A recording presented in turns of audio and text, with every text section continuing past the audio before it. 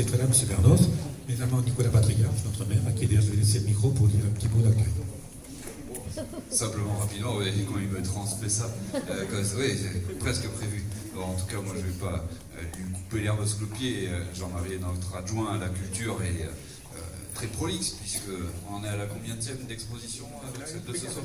On en a une toutes les 15 jours. Il m'en a jamais fait autant depuis qu'il est en cessation progressive d'activité pour s'occuper. Il organise du coup, dans le hall de la mairie, mon cher Michel, il organise des expositions comme ça, très jolies. Ce cadre s'y prête bien, en tout cas, c'est ce que nous pensons.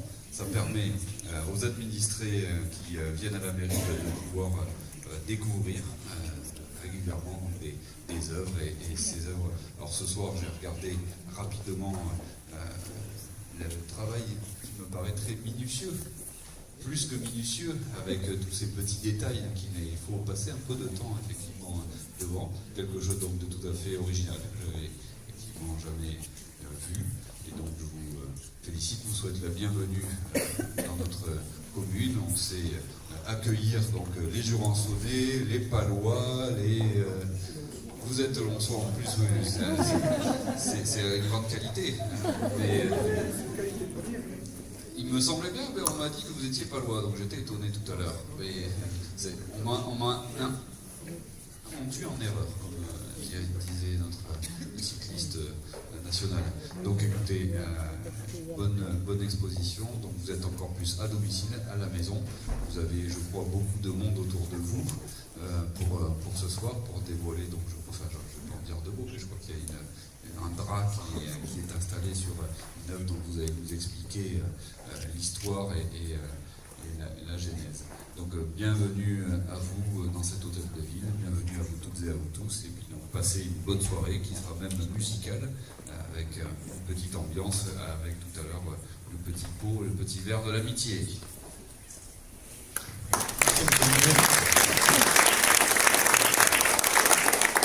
Pour ce temps, nous accueillons Antoine de Briva. Donc, c'est pas son vrai nom, Antoine, c'est par contre son prénom.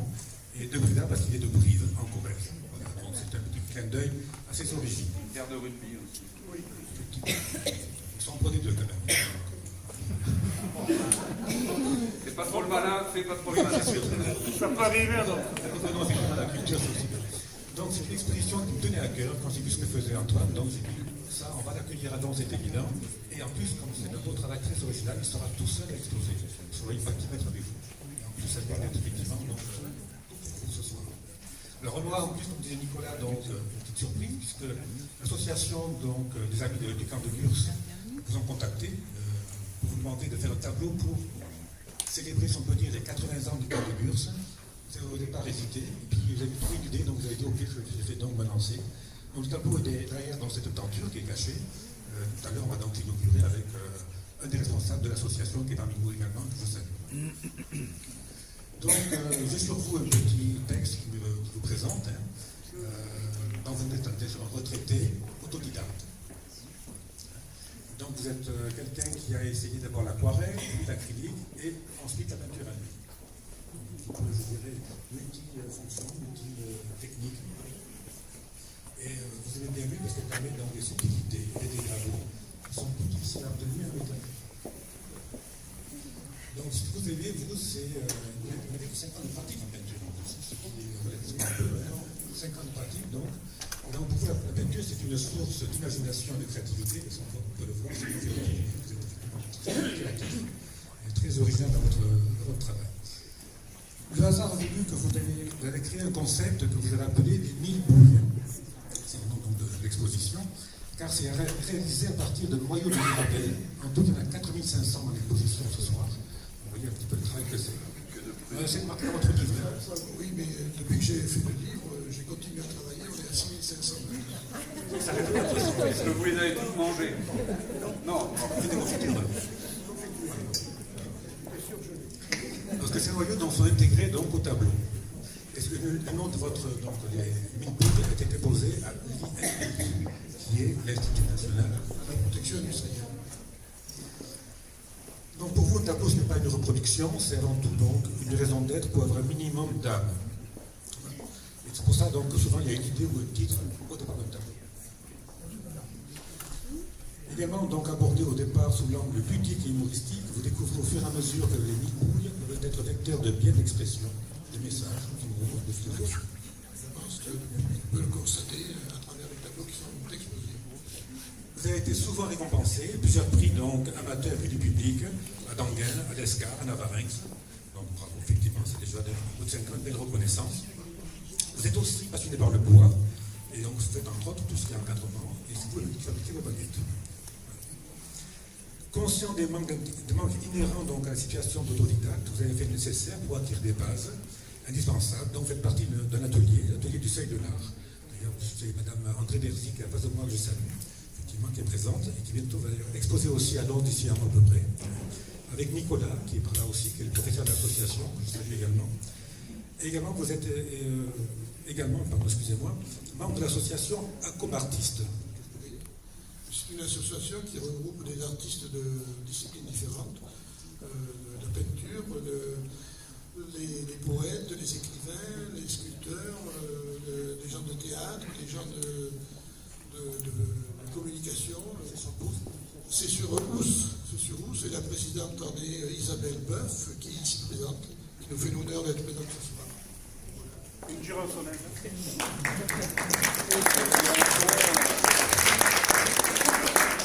Depuis de nombreuses années à côté Je vais vous laisser le micro pour vous expliquer un petit peu donc comment vous travaillez. Merci bien. Je remercie d'une part M. le maire de recevoir ici, dans ce bel ensemble qui ne cesse de effectivement recevoir des expositions. M. Bernos, qui représente outre le maire de Jurançon, représente M. Bayrou. Je m'étais permis d'inviter parce que j'ai commis un tableau que j'ai baptisé les tables des Panois, et je me devais quand même d'en informer M. Bayrou.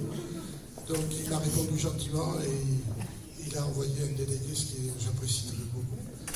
Je remercie effectivement les amis de l'atelier du Seuil de l'Art qui sont là en nombre aussi ce soir, les représentants de l'association Acomartistes et bien sûr tout le public qui a bien voulu se déplacer.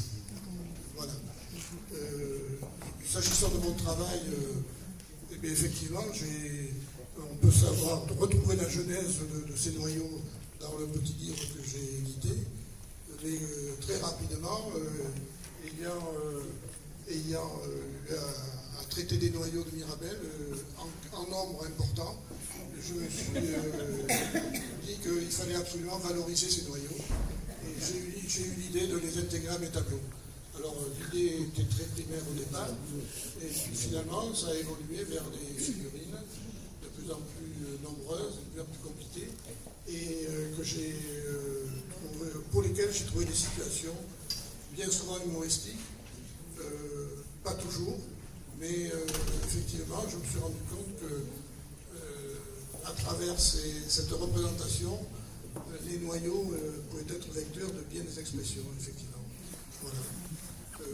Ensuite, c'est un travail, oui c'est vrai. J'ai la chance de pouvoir y passer du temps, mais bon, c'est un travail comme d'abord. Là, il y a 15 jours, à 4 heures par jour à peu près, parce qu'il a fallu fabriquer la barque à l'eau quand même. Voilà. Voilà. Bien. Et s'agissant du tableau que l'on va découvrir ce soir, il n'a échappé à personne qu'effectivement tout mon sujet est assez ludique, humoristique voire même, et je ne pouvais pas vous présenter ce tableau sans lui apporter une explication compte tenu de la demande qui m'avait été faite. Oui. Oui, Monsieur Gilles, qui représente l'association et dans l'assistance, je l'ai salué tout à l'heure, voilà. Donc très brièvement, j'assistais à l'Assemblée Générale de l'association Acomartistes en début d'année. Après les habituels rapports financiers, moraux et d'activité, on nous a annoncé l'intervention de M. Gilles qui venait nous parler du camp de Gurs. Le camp de Gurs qui est malheureusement, on va dire, célèbre dans la région. Et après nous avoir expliqué ce qu'avait été le camp de Gurs, qui a reçu plus de 60 000 internés, dont plus de 1000 sont décédés dans le camp, et plus de 2000 ont été déportés, même 15 000 ont été déportés, 4 000 ont été déportés dans les camps de concentration. Bon, j'avoue que après nous avoir expliqué tout ça, il a terminé son propos en nous disant si vous, artistes, vous pouvez faire quelque chose à l'occasion du 80e anniversaire, ce serait pas mal. Bon, et puis on s'est quitté là-dessus.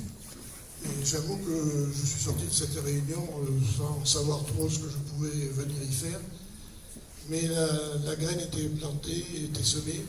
Et au fil des semaines, cette demande me revenait à l'esprit. Et je me suis décidé à aller sur le site d'Internet voir tout ce qui a été dit sur le camp. Et puis j'ai fini par trouver un angle d'attaque, si je peux dire, pour faire quelque chose qui pourrait coller avec ce que je pratique. Puisque j'étais en train de préparer mon exposition sur les mille bouilles, je ne pouvais pas faire ce tableau sans qu'il y ait des mille bouilles. Donc j'ai essayé, je ne vais peut-être pas y être arrivé, j'ai essayé de faire la représentation qui pouvait à la fois marquer le 80e anniversaire du camp et à la fois rester dans l'esprit des mille bouilles que je traite et de l'exposition que l'on fait ce soir. Voilà. Donc, effectivement, je ne pouvais pas le soumettre à vos regards de la même façon que j'ai exposé brutalement les autres tableaux. Et tout à l'heure, je ne sais pas quand est-ce que vous voudrez le faire, on découvrira ce tableau. Voilà.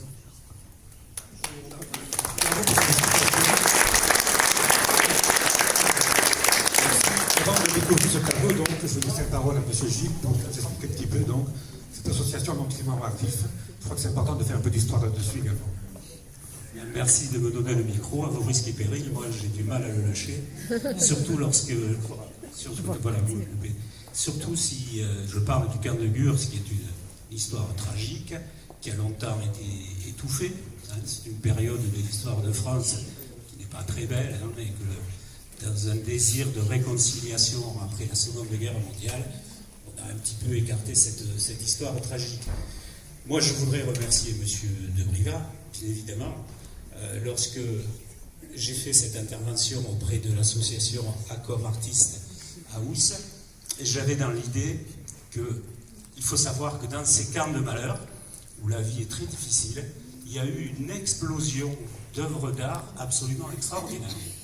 On a peint, on a sculpté, on a créé de la musique, on en a joué, on a écrit, on a fait des poèmes, c'est absolument extraordinaire ce que l'art est le véhicule de l'évasion pour des gens qui sont dans des situations d'enfermement, des situations d'angoisse, parce qu'on ne sait pas ce que l'avenir leur réserve. Il y a deux types de, il y a deux grandes périodes du camp de Gurs. Je vais vous le faire court, parce que il y a la période qui est le début du camp de Gurs, dont on va commémorer aujourd'hui, ces jours-ci, le 80e anniversaire de la création du camp qui avait été créé pour les Espagnols de la République espagnole qui refluaient en France, hein, ce qu'on a appelé la retirada, en février 1939. On attendait 40 000 à 50 000 personnes, il est arrivé 500 000. Les autorités françaises étaient complètement débordées. Les femmes, les enfants, on a réussi à les caser un peu partout en France. Les hommes, on les a parqués sur les plages. Rappelez-vous, on est en février 1939. C'est un hiver terrible. Hein. L'horizon, c'est la mer devant et les barbelés derrière. Et la plage, le sable. Pour, il a fallu créer des camps pour tous ces gens-là. On ne pouvait pas les laisser sur la plage, c'est pas possible. Donc on a eu l'idée, au départ, pour les Basques espagnols, pour les rapprocher de leur Pays Basque espagnol, on a eu l'idée d'un camp en Béarn. Alors on a cherché un camp. Rassurez-vous, chaque fois qu'il y a un camp, il y a une voie ferrée. C'est très pratique le train. Hein. Ça permet d'amener des foules de gens dans un endroit où on veut les parquer, les interner. Alors on avait pensé à Augeux, parce qu'à Augeux, il y a la gare. Mais les gens d'Augeux, ça n'en a absolument pas voulu. Personne n'en voulait dans le département. C'était des rouges, c'était des bouffeurs de curés, c'était des violeurs de bonnes sœurs, c'était des... Vraiment, quand on lit les journaux de l'époque, on est abasourdi par la xénophobie de la presse locale à l'encontre de ces gens-là. Bref, il faut qu'un député qui s'appelait, je crois, Mendiondo Doloron décide qu'il va s'occuper de la question et il trouve une lande à Gurs, sur un plateau, une lande où rien ne pousse, on n'y a jamais rien planté parce que rien n'y pousse, c'est que de la glaise. Et en un mois, on fait venir quelques centaines d'Espagnols, plus ce qu'on appelait à l'époque les ponts et chaussées locaux.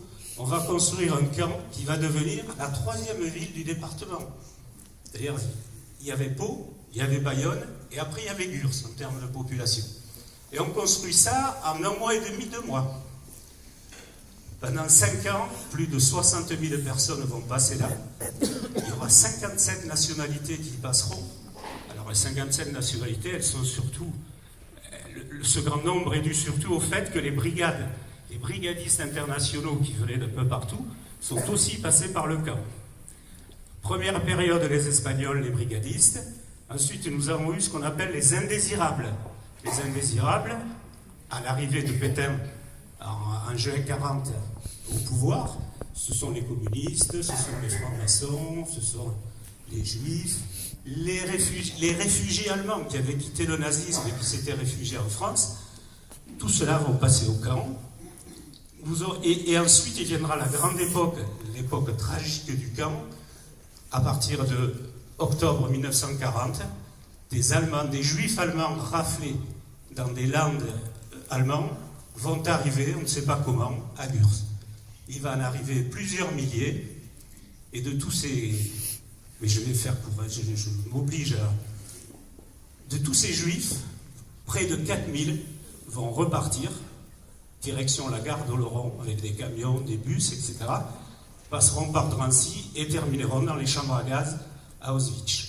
Voilà, donc c'est très vite, c'est résumé très très vite l'histoire du camp de Gurs. Je vous invite, comme a fait M. De Briva, à aller sur le site internet qui s'appelle Amicale du camp de Gurs, tout simplement, et là vous aurez tous les renseignements que vous souhaitez. Alors je vais rendre le micro, sauf si vous avez des questions à me poser, je me ferai un plaisir d'y répondre. Écoutez, en tout cas, merci pour ces explications, mais très intéressantes. C'est bien de rappeler l'histoire, même si elle n'est pas glorieuse. Vous avez bien fait de nous raconter tout cela sur le camp de Gurs. Nous allons passer donc à l'inauguration de la toile. Donc je vous laisse faire avec M. le maire et puis Antoine et M. À l'origine de... On voulait découvrir donc effectivement cette œuvre. Personne n'a vu à part Antoine de Briva. Je vais vous laisser le micro pour vous expliquer. Donc, Antoine, expliquez-nous donc votre.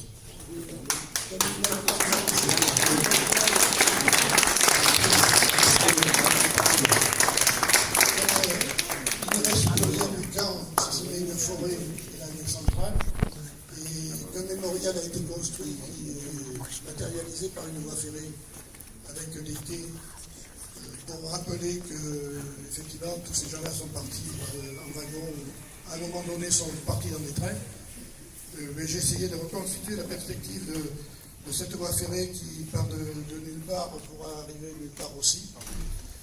Et en imaginant la multitude de ces gens qui étaient amassés le long des quais avant d'embarquer dans les wagons. Voilà. Et alors, bien sûr, devant, les barbelés qui rappellent qu'ils étaient internés dans le camp.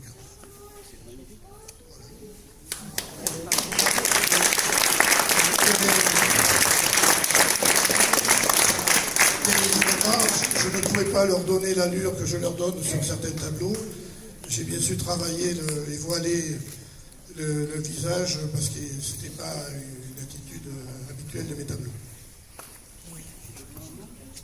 Je voudrais dire juste un mot sur ce que M. de Briva a peint. Il s'agit du mémorial. Il y a 3 mémoriaux nationaux en France. Il y a le Veldiv, il y a Gurs et il y a la Maison d'Isieux. Ceci, c'est le mémorial. Alors, d'habitude, quand on voit un grand monument, quelque chose. Là, l'artiste, qui est un artiste israélien très connu, qui s'appelle Caravan, il a imaginé, mais il n'y a jamais eu de rail et de train à Gurs. Donc, chaque fois qu'on fait visiter, on nous dit, mais enfin, voilà, il y a des rails, donc il y avait des trains. Mais non, c'est l'idée de Caravan qui a créé un mémorial comme ça.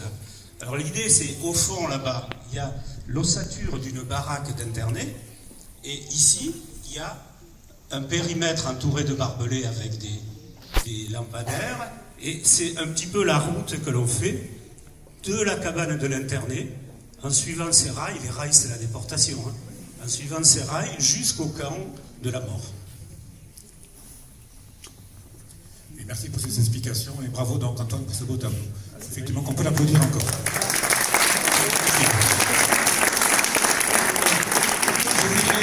Je voudrais pour la presse. Donc je vous remercie pour la présence, presse écrite, presse radio aussi passée aujourd'hui.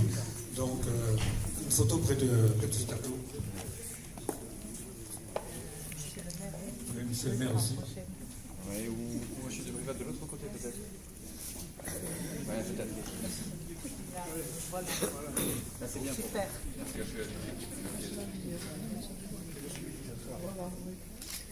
Ok. S'il vous plaît.